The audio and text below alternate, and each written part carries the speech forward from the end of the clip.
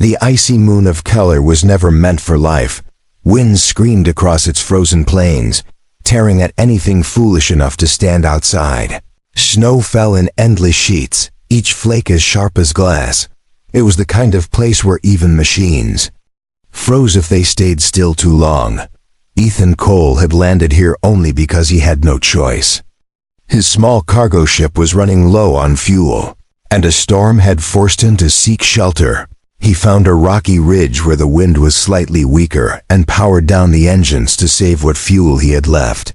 The cold crept in fast, but his ship's heater kept him safe, or so he thought. Through the howling wind, Ethan heard something strange. It wasn't the metallic groan of his ship, and it wasn't the storm itself. It was softer, thinner, like a small voice carried on the wind. He froze, listening. There it was again, a sound like a whimper, faint but desperate. He put on his heavy coat, sealed the ship's door behind him, and stepped into the storm. His boots crunched through deep snow, his visor fogging with every breath. The wind tore at him, making it hard to walk, but the sound pulled him forward. He followed it until his flashlight beam cut through the blizzard and found a shape in the snow. It was small, too small to be human, huddled under a half-broken metal panel. The figure shivered violently. The skin was pale, almost glowing faint blue in the light, and large eyes reflected the beam like a frightened animal. It was a girl, an alien girl, no taller than his chest, with thin, torn clothing that did nothing to keep out the cold. Her lips trembled, and her hands clutched her own arms as if she could squeeze warmth out of them. When she saw him, she flinched back, pressing herself against the broken shelter like a trapped bird. Ethan raised both hands slowly, speaking in a calm voice. "It's okay. I'm not here to hurt you," he said, his words fogging in the cold air. The alien girl didn't answer, her eyes darting from his face to the thick coat he wore. She looked like she was deciding whether to run, even though there was nowhere to go in this storm. Ethan crouched down, pulling off one glove and holding out his coat to her. "You're going to freeze out here," he said. The girl's eyes widened, and for a moment, she just stared at the coat like it was something precious and dangerous at the same time. Finally, she reached out with trembling fingers and touched the fabric. Her hands were icy cold, colder than any living thing should be. He helped her into the coat, wrapping it tight around her small body. She was light, almost weightless, like she hadn't eaten in days. The wind roared louder, and snow was piling up around them. Ethan knew they couldn't stay here. He lifted her into his arms, and she didn't resist. Instead, she leaned her head weakly against his chest, her shivering slowing just a little. The walk back to the ship felt twice as long. The storm was so thick that the lights of his ship only appeared when he was a few steps away. He kicked snow away from the door, opened it, and stepped inside. Warm air washed over them, and the girl made a small sound, half relief, half something else. Ethan set her down on a seat and closed the door behind them, sealing the storm outside. He grabbed a blanket from the storage compartment and wrapped it around her. Her eyes followed his every move, bright and unblinking. When he tried to step away to prepare a heat pack, she reached out suddenly and grabbed his hand. Her grip was weak but firm enough to stop him. "You're safe now," Ethan said, but she didn't let go. Instead, she pulled his hand toward her, pressing it against her own cheek. Her skin was so cold, it made his own hand ache. Then, without warning, she shifted closer to him. It wasn't the movement of someone afraid. It was deliberate. Ethan froze, unsure what she was doing. She was still shivering, but her eyes didn't just hold fear anymore. There was something else there, something he didn't understand. She leaned against his side, tucking herself under his arm like it was the most natural thing in the world. Her breathing slowed, and the cold radiating from her body began to fade, replaced by a surprising warmth. Ethan sat still, letting her rest. The storm outside screamed against the hull, but inside, there was only the sound of her soft breaths. He told himself she was just seeking warmth, just trying to survive. But there was something in the way she held onto him that made him feel uneasy, not because she was a threat, but because he didn't know what her intentions were. As the night deepened, the temperature outside dropped even lower. Ethan knew that without him, she would have been gone within the hour, but as she clung to him, her small body pressed close. He had a strange feeling that she wasn't just holding on to survive the cold. She was holding on for another reason entirely. The warmth from the blanket didn't seem to reach her, even with the heater running at full power. The tiny alien girl still trembled. Ethan had seen frostbite before, but this was different. Her body didn't just feel cold. It felt like the cold was part of her, like it had seeped deep into her bones and refused to leave. He moved to the small storage compartment and pulled out a packet of self-heating rations. "These will help," he said, tearing the seal so the steam began to rise. The smell of warm food filled the air, but she didn't even glance at it. Her eyes stayed locked on him, unblinking. It was as if she was studying him, waiting for something. "Come on," Ethan urged, holding the food closer. She gave a slow shake of her head. Instead, she stood shaky at first and stepped toward him. Her bare feet made no sound on the metal floor when she reached him. She placed her small hands on his sides and pressed herself against his chest. Ethan stiffened in surprise. Her head rested just under his chin, and instantly he felt it, a strange, pulsing warmth spreading from her skin into his. It wasn't like normal body heat. It was deeper, heavier, almost alive, like her warmth had weight. It sank into him, chasing away the lingering chill from outside. "What are you doing?" he asked softly, but she didn't answer. Instead, her fingers gripped the sides of his coat, holding him in place. The heat between them grew. Ethan could feel his own heartbeat slow, his breathing steadying. It was comforting, but unsettling. At the same time, she pulled back just enough to look at him. Her large, glowing eyes searched his face. Then, in a soft, broken voice, she spoke her first clear words in English. "Heat. Share." It took him a moment to understand her species. Maybe they transferred warmth by direct contact, but the way she looked at him made it feel like there was more to it, something she wasn't saying. "I have blankets, heaters." "You don't need to." She shook her head quickly, cutting him off. "No, this is better," she whispered, pressing closer again. Her voice trembled, but not from cold. There was something else in it, an edge of need that made Ethan's chest tighten. He wasn't used to being this close to anyone. Life as a cargo runner was lonely. No family, no friends. Just ports and deals and empty space between. But now, this small alien girl was clinging to him like he was the only thing keeping her alive, and maybe he was. He tried to gently step back, but she only held on tighter. Her breath warmed his neck, slow and steady. Ethan felt like she was drawing something from him, not just warmth, but connection. Every small movement of hers seemed deliberate. Every breath seemed to match his. Her gaze softened, and she murmured something in her own language. The words were strange, musical, but the tone carried meaning. It was the sound of trust, and maybe something deeper. Then, without warning, she whispered one word in perfect English. "Mate." The word hit him like a shock. His hands froze mid-motion, his brain struggling to process. She was looking at him with an expression that wasn't just gratitude, it was expectation. She meant it, whatever mate meant for her people. She was claiming him as one. Ethan stepped back, putting a little space between them. "Hold on. You don't even know me," he said quickly. Her head tilted, confusion flickering across her face. "No." "Enough," she replied softly, as if it was the most obvious thing in the galaxy.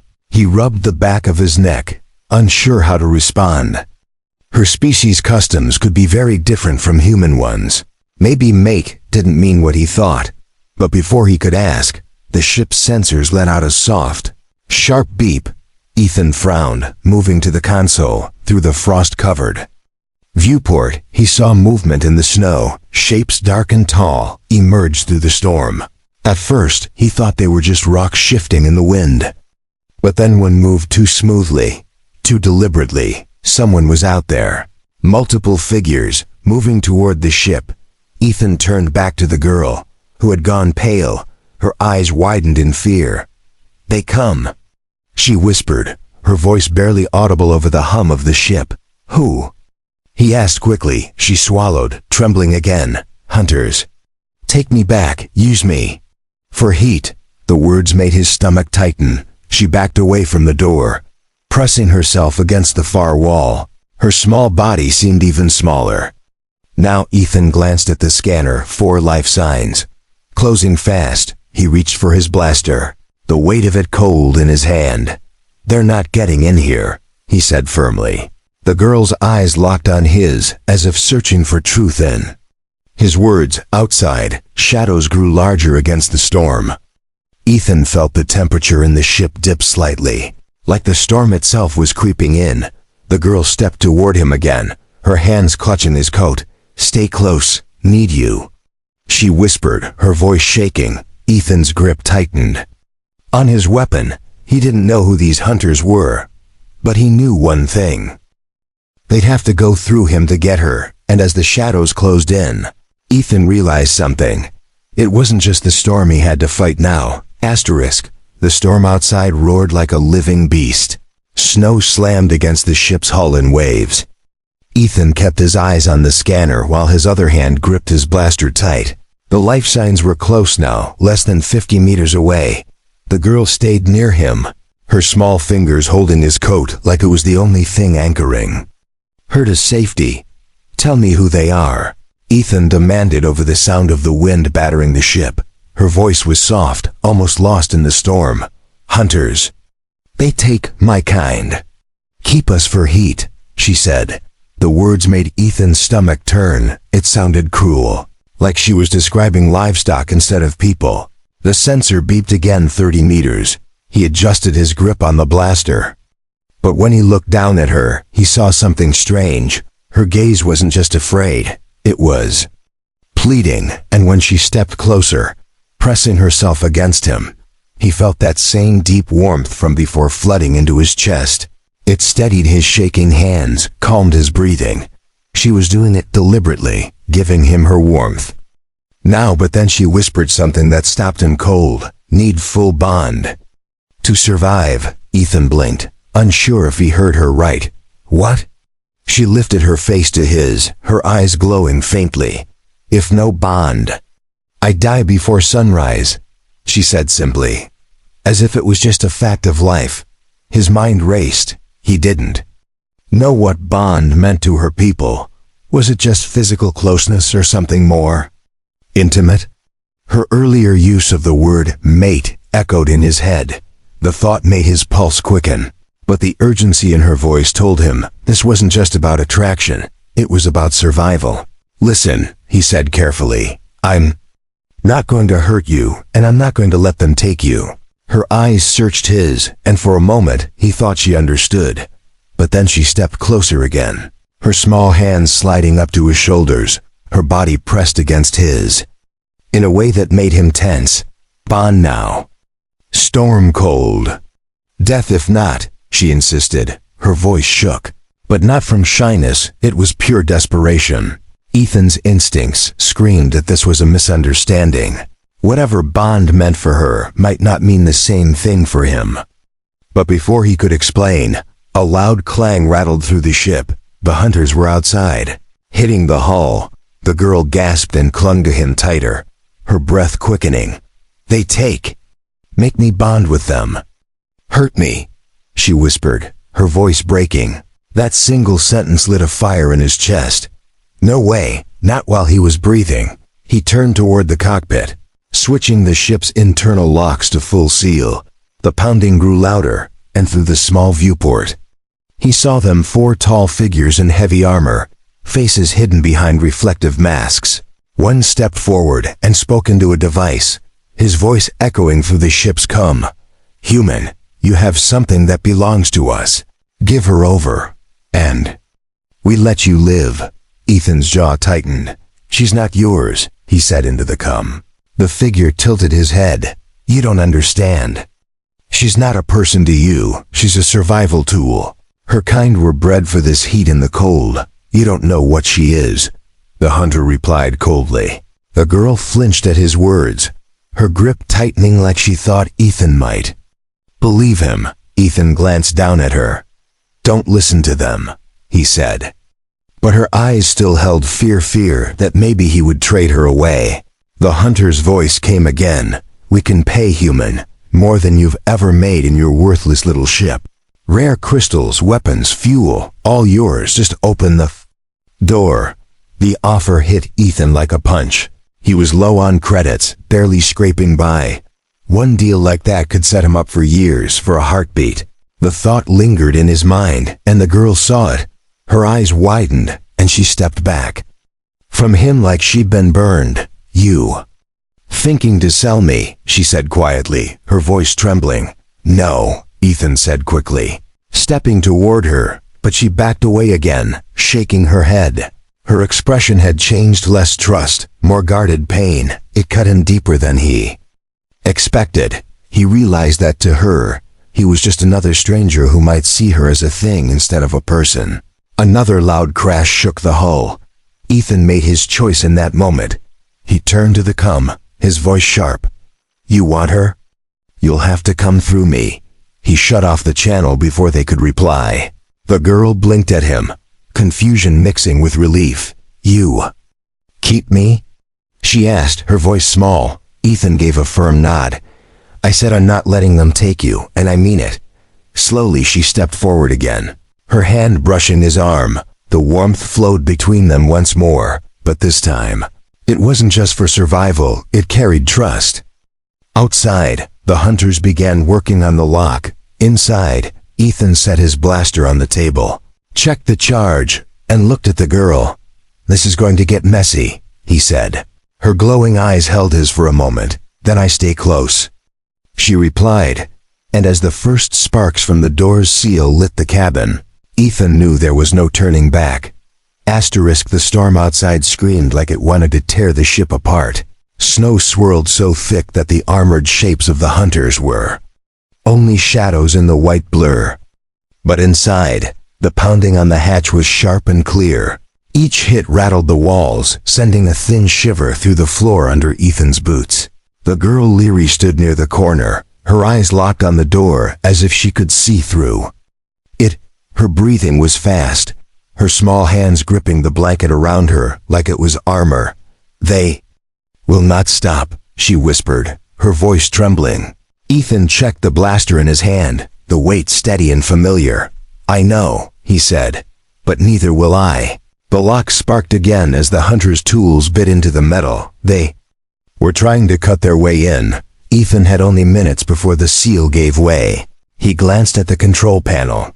There was still power for the engines, but taking off in this storm would be suicide. The wind would toss his ship like a leaf, and visibility was zero. If he was going to keep her safe, he had to hold this ground. One of the hunter's voices came through the cum again.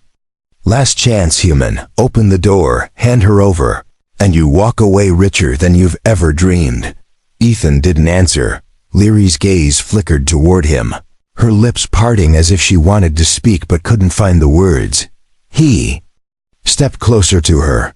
Listen, I'm not giving you up, he said firmly. But I need you to tell me something. Why are they after you so badly?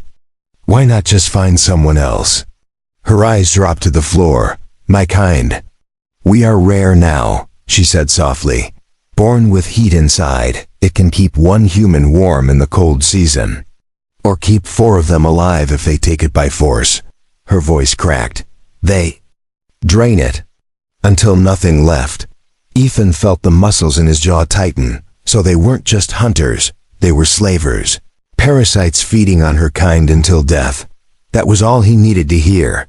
The sound of metal giving way cut through the room. The first piece of the outer hatch clattered to the floor, glowing faint orange from the heat of their cutting tools. Leary stepped back, fear flashing in her eyes.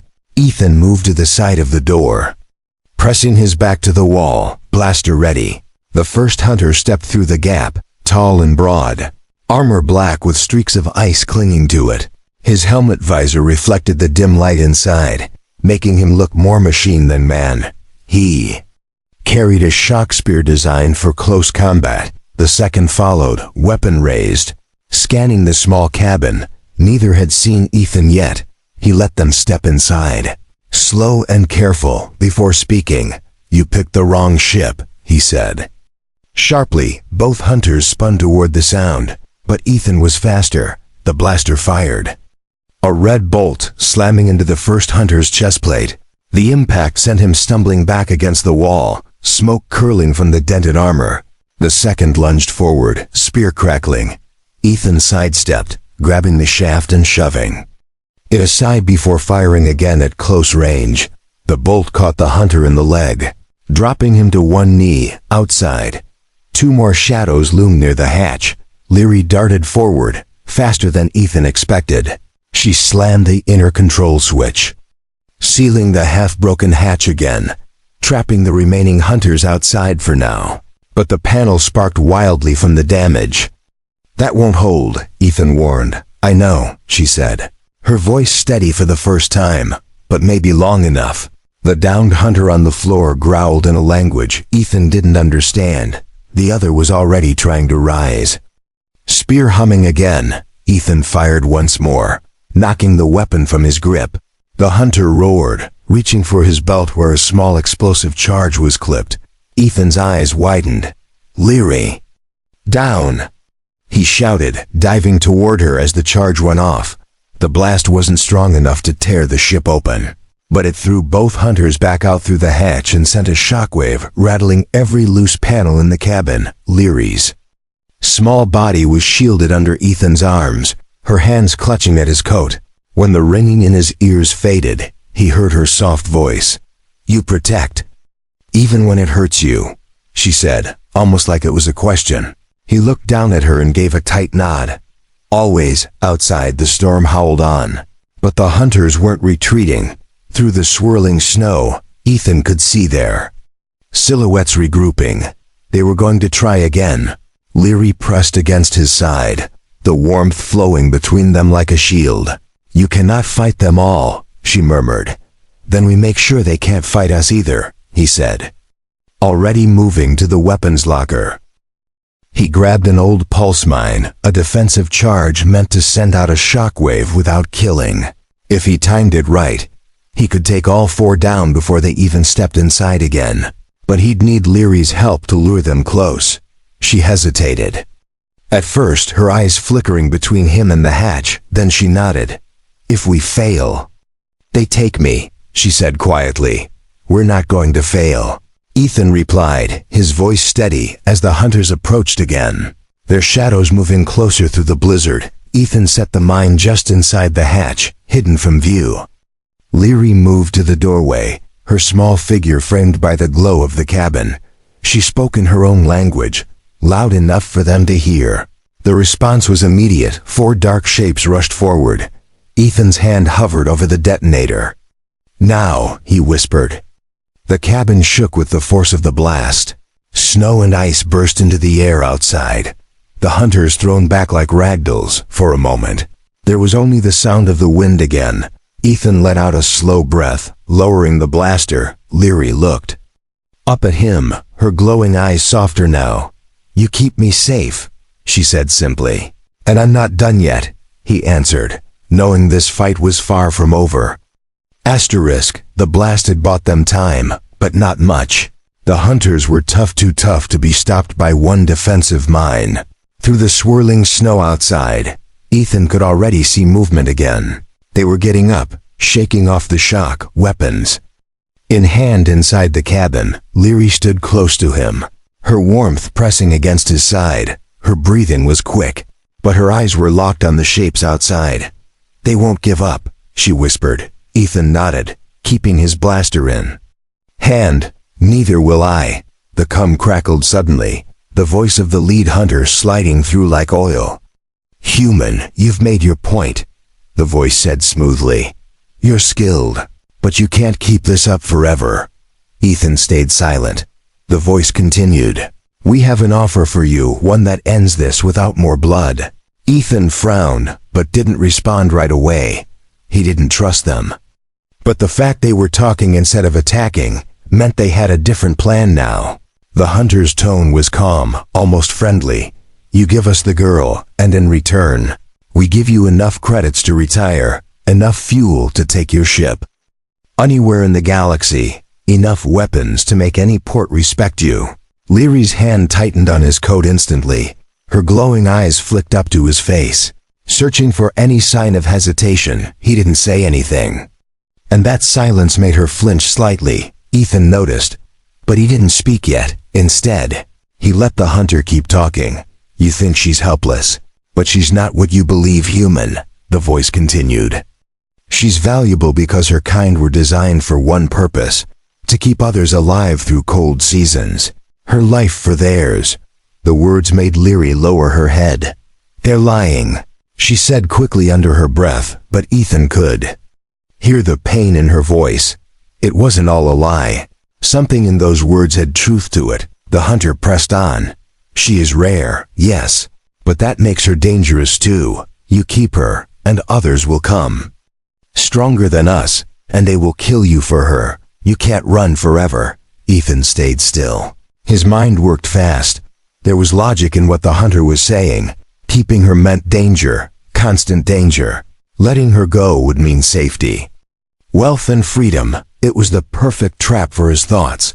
Leary took a small step back. Thinking about it, she said quietly, her voice breaking. Ethan's gaze snapped to hers. Her face wasn't angry, it was hurt. Like she'd been expecting this all along. Like she believed everyone would trade her for a better deal eventually. I'm not, he started, but she shook her head. I've seen this before, she said, her voice trembling. Humans. Others. They look at me, see what I can do. Then they trade me for something they want.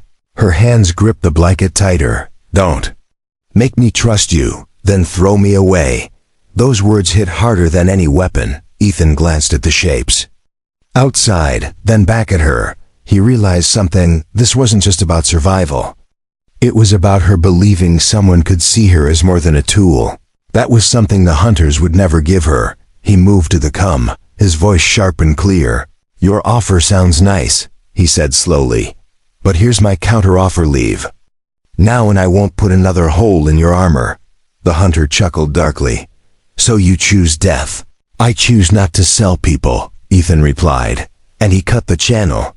Leary stared at him for a long moment. You mean it, she said softly. Yeah, he answered. I mean it. She took a slow step forward, the fear in her eyes replaced with something warmer. When she pressed against his side again, it wasn't just for heat, it was gratitude. Outside, the hunters regrouped. Ethan could see their weapons glowing faintly through the snow. They were charging up for another attack. This time, they wouldn't bother with bargains. They're coming again, Leary said. Ethan nodded. Then we make them regret it. He moved to the supply locker and grabbed 2 small EMP grenades. They weren't meant for use in storms, but if he timed them right, they could disable the hunter's armor systems. Without that, the cold would hit them hard. Stay behind me, he told Leary. She hesitated, then nodded, her hands gripping the edge of his coat. The first shadow appeared at the hatch, weapon raised. Ethan let him step inside before tossing the first EMP. It went off with a sharp crack, and the hunter's armor lights went dead instantly. The cold slammed into him, and he staggered, his movements slowing. The second shadow came in fast, but Ethan was ready with the second grenade. The flash took him down to his knees. Gasping, the storm howled louder, almost like it was helping them.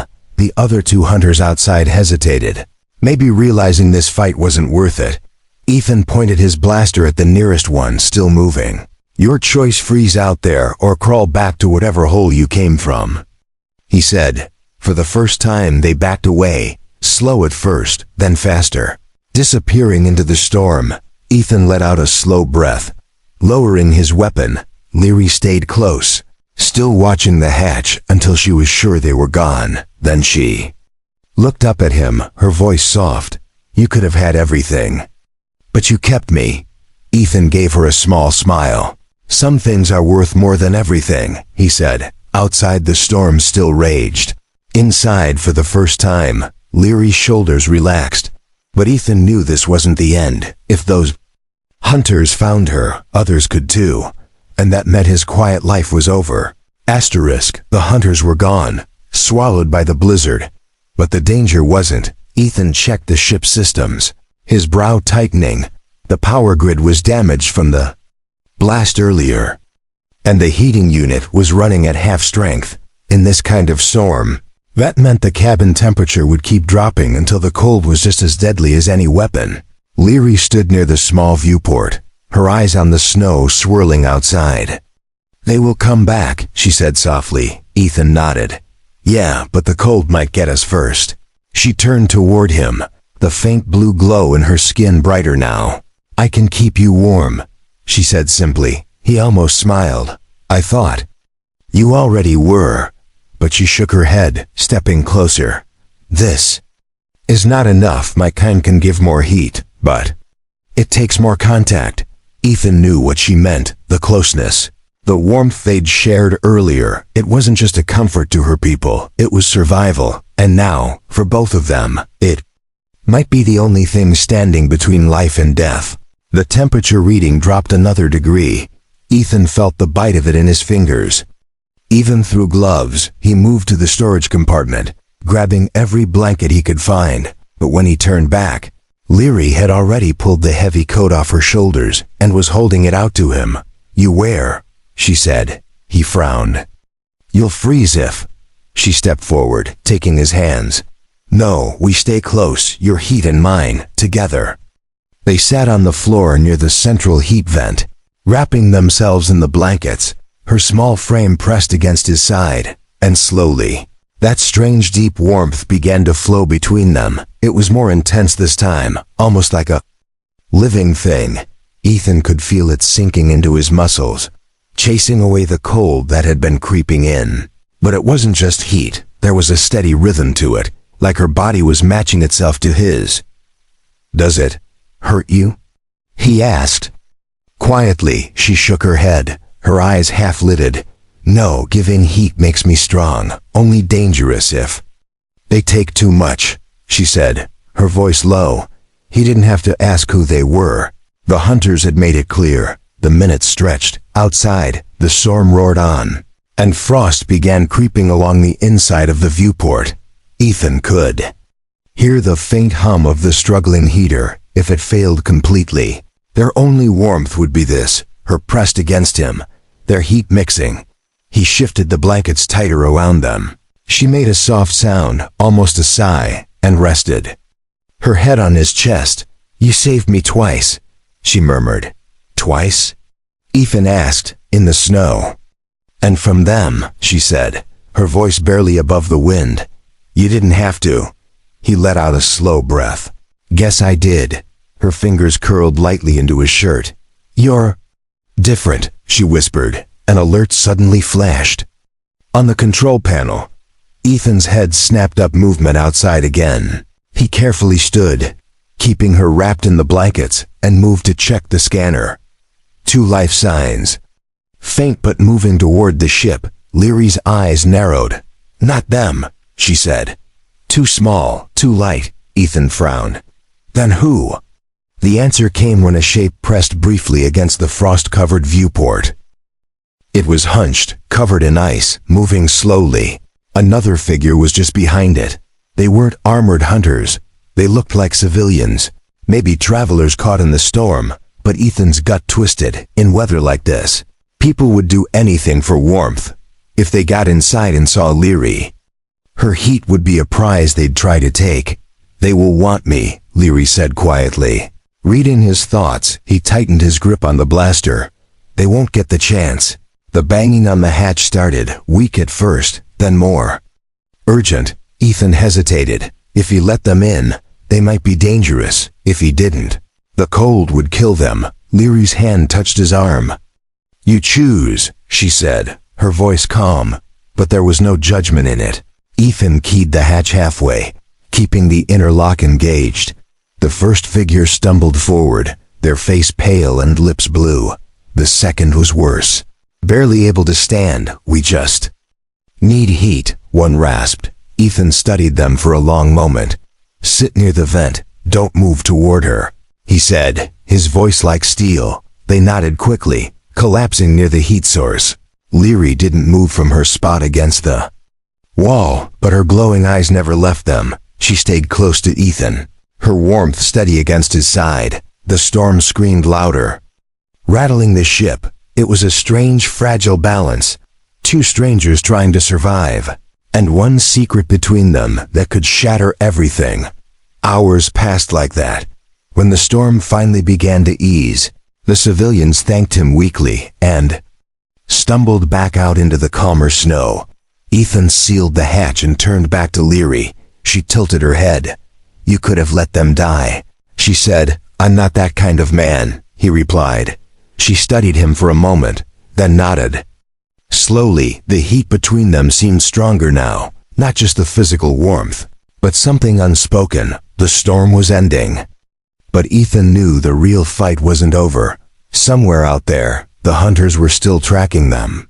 And sooner or later, they'd be back. The storm finally broke, leaving the icy moon wrapped in a heavy silence.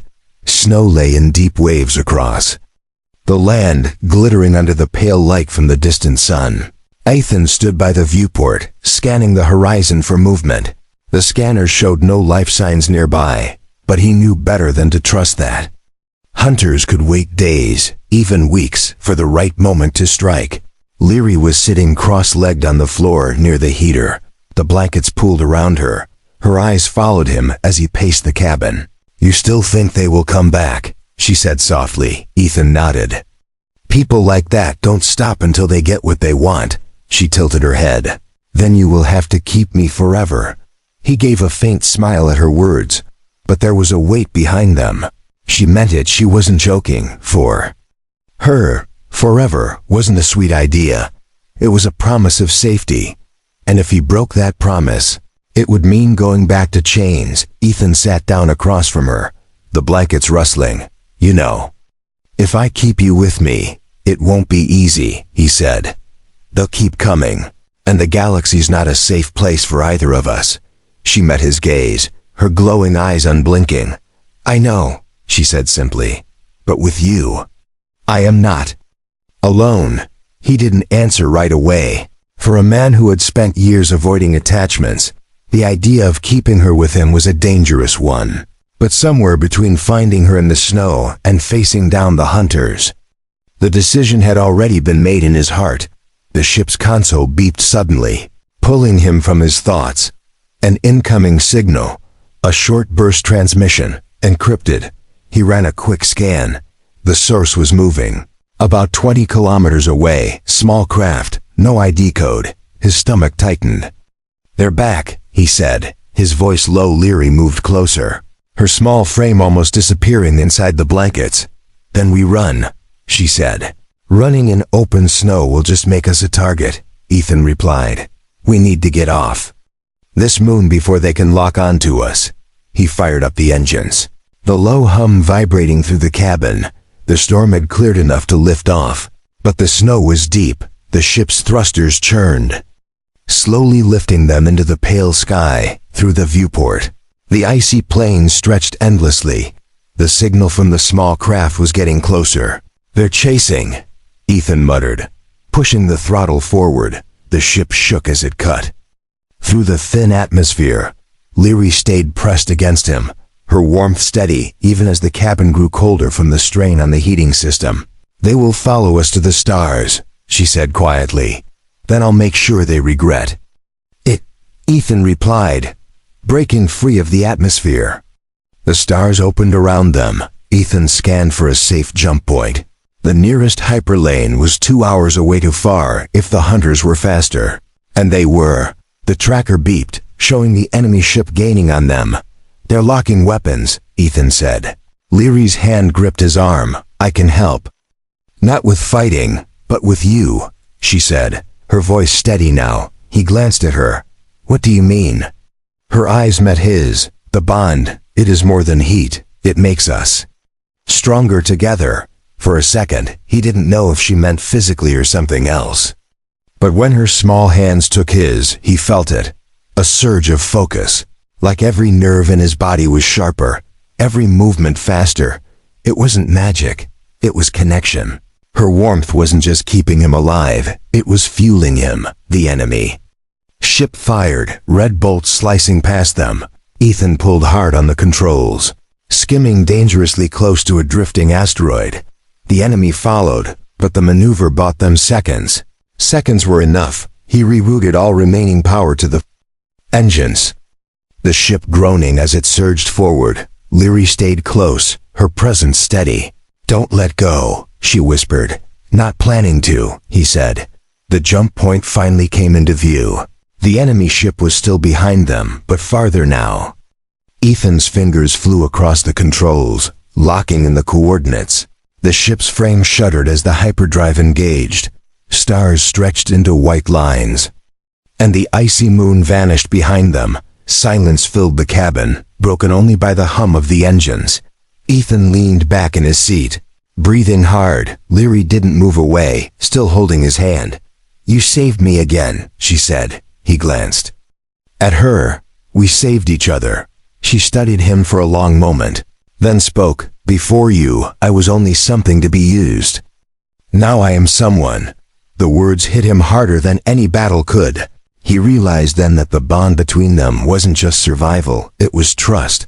And trust like that couldn't be bought, couldn't be faked. "So, where do you want to go?" Ethan asked. She gave a small smile. "Anywhere. As long as you are there." He chuckled quietly. "Guess that means I'm stuck with you." Her smile widened, and she leaned her head against his shoulder. Outside, the stars stretched endlessly ahead, and for the first time in a long time, Ethan didn't feel alone.